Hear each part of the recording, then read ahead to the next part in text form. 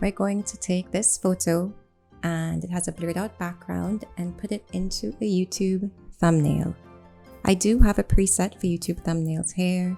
It is 1280 pixels in width, it's 720 in height, and it is a 300 resolution pixels per inch, which is the minimum and industry standard. Here I want to actually put in a color fill layer one time, just so I can distinguish it. So you can select the color, you can change this afterwards. Mine is going to be a little loud for the purposes of this demonstration. And now we're going to drop in that same photo that you just saw. I want to press shift and proportionally increase the size of it because I envision me being all the way to the right and my text being all the way to the left. And yeah, this will do. Great. Now, because this is actually a smart object as a photo, I need to convert it to a layer. So because once I do that in Photoshop 2020, at least on the properties, I can scroll down and there is this quick action button that says remove background.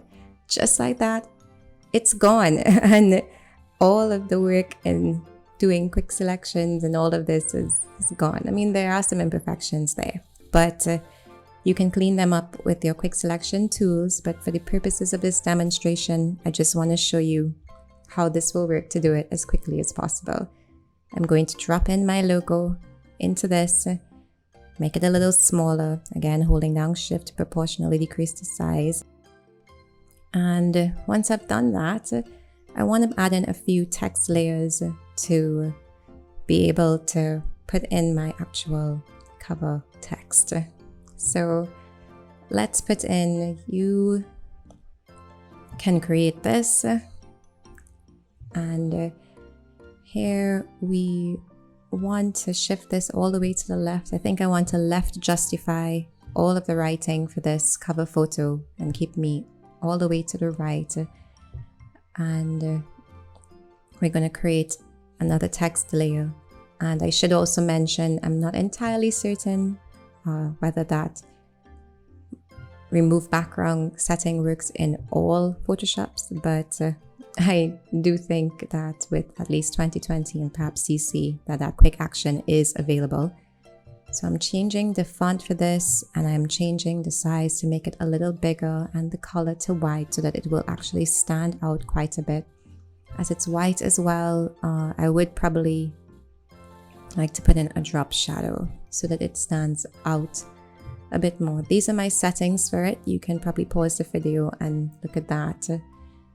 And then maybe one more text layer for this because I have created this in under 5 minutes. So that should be said here.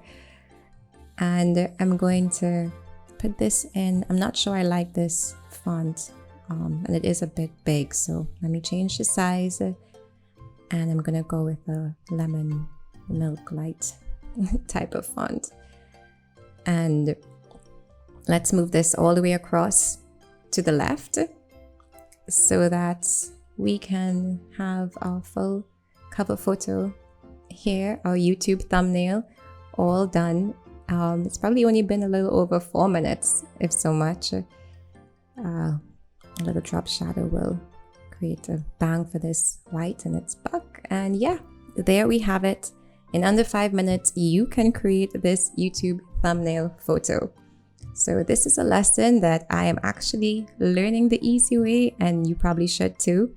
And just go for it, I think.